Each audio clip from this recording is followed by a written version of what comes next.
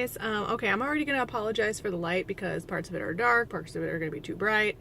Anyway, I got to get this done, so we're doing it, y'all. Okay, so today I have the L'Oreal Paris Up to 24-Hour Foundation Infallible Pro Glow. Looks like this. I have it in the lightest shade, which is 201 Classic Ivory. In the back, it says the finish is radiant. Up to 24 hours of wear. Coverage medium and texture is air light. So we're just going to see. I haven't tried a L'Oreal foundation in years, literally years. So we're just going to try it and see. It is pretty thin.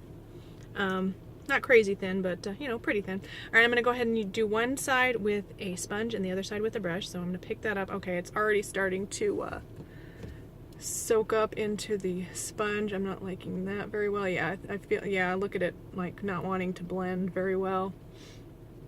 Already not liking this sponge application, I mean. And I'm not sure if I would even give this, I squeezed out about a pea size on my hand. It's gone and I'm not getting hardly any coverage. I wouldn't give this medium coverage at this point, so let's have a little bit more. You know what, I'm going to shake this up really good too. Oh, it might be just because I didn't shake it up very well. It's really thin. So, let's see if we can get any more coverage on this thing. Yeah. I'm not really liking a sponge for blending this out. It doesn't have much of a scent at all, really. You can see the difference between eyes here. I've seen other people use this and have heard that it's... I've heard good things about like how it looks on the skin, but this is really for, I think it's marketed towards dry-skinned girls, which I am not. I'm not dry, I'm oily. So this might not be the best choice for me, but you know, even as an oily skinned girl, I like to try these type of products anyway, even though they're not necessarily marketed towards me, because sometimes they can work out, and sometimes I like the look of like kind of moderately glowing skin. Still pretty runny even after I kind of shook it up to mix it up. The color is nice. I really like the color, 201 Classic Ivory. It doesn't say anything about like the undertone at all.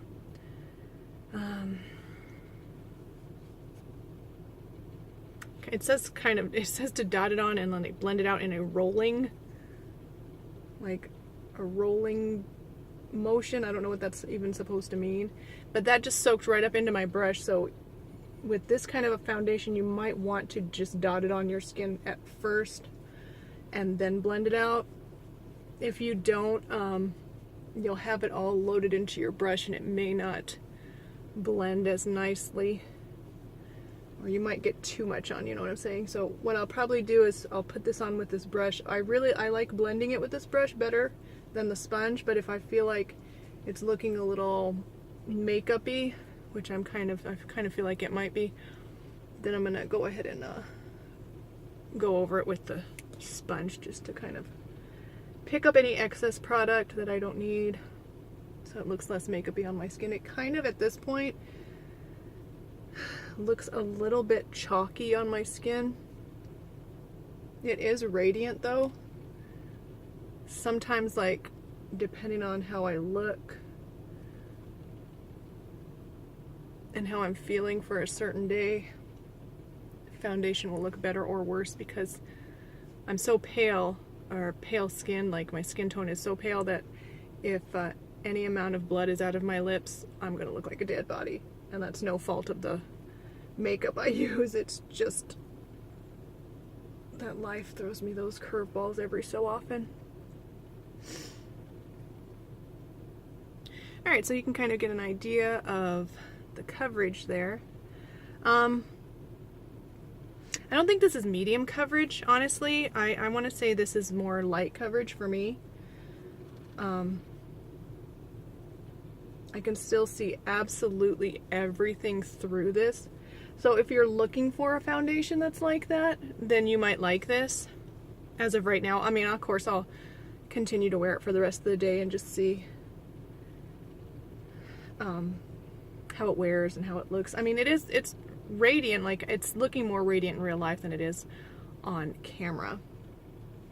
But it doesn't look terrible. I'm gonna grab a close-up look here, see if you guys can see a little bit close up.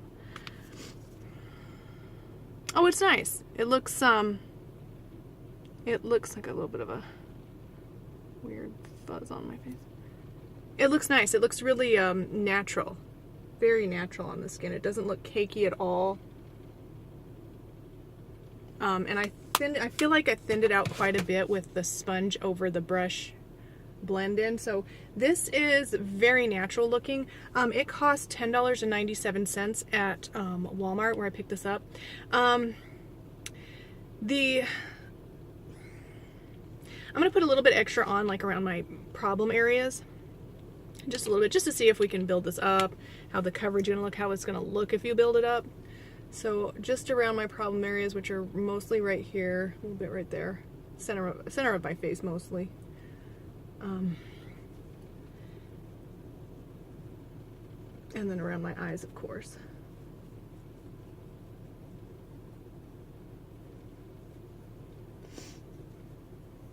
I feel like my first impression of this is that it's not worth $11 when you could get something else that is a good natural looking finish, like the Wet n Wild Cushion Foundation, I think is about $9. I think that's, for me, that one's better. Okay, it built up okay. It didn't cover a whole lot more, but it's not looking cakey with the buildup, so I think that's really good.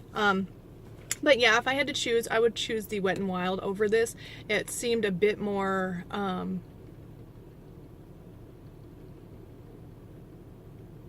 it's about the same as far as radiance goes. You get more product here, so that's kind of the way out, how you're going to weigh that out, because you are getting more product in here. The Cushion Foundation is about half the amount of product that you have here, which is a standard full ounce. It says up to 24-hour wear. If it wears 24 hours, which I doubt, then I will say it's probably a better option than the Wet n Wild, because the Wet n Wild doesn't last 24 hours on me at all. But again, it's going to be a little bit different for me because I have oily skin. So if it holds up on my oily skin and continues to look this nice for the rest of the day, I will probably say that this one is worth the actual price. If you get it at Walmart, anywhere else it's going to be probably $2 to $3 more expensive. So that's something to think about. But yeah, as of right now, I think it looks nice. It doesn't have the most amazing coverage, but it looks really nice. It's a really good skin match for me.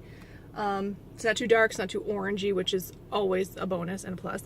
So I would say that brush is the way to go on how to apply this and to blend it in, and then I would go over it. If you have a sponge, I would go over it with the sponge when you're done. If you don't have a sponge or don't like using sponges, I would buff it in with the brush first and then take a clean separate brush and buff over that, and then you can get any excess pigment off that you don't need or might end up caking up.